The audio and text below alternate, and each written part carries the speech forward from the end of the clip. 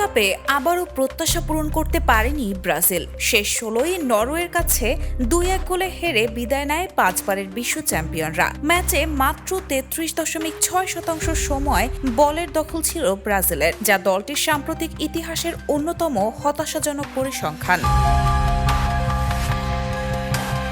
এই ব্যর্থতার পর কোচ কার্লো আনচেলত্তির কৌশল নিয়ে সমালোচনা হলেও ব্রাজিলিয়ান ফুটবল ফেডারেশন তার উপর আস্থা রেখেছে। বিশ্বকাপ শেষে রিও ডি জেনিরোতে আনচেলত্তি বলেন, সাফল্যের একমাত্র মাপকাঠি বলের দখল নয়, বরং দলের খেলোয়াড়দের বৈশিষ্ট্য অনুযায়ী কৌশল নির্ধারণ করাই সবচেয়ে গুরুত্বপূর্ণ।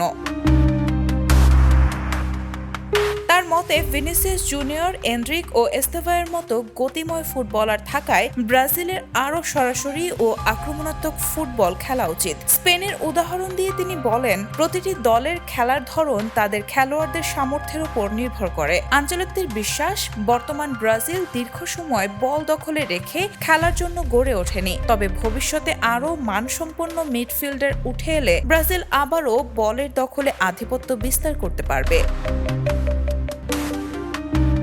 Raihana moon, the news. দেশে দেশে সবার সাথে দ্য নিউজ।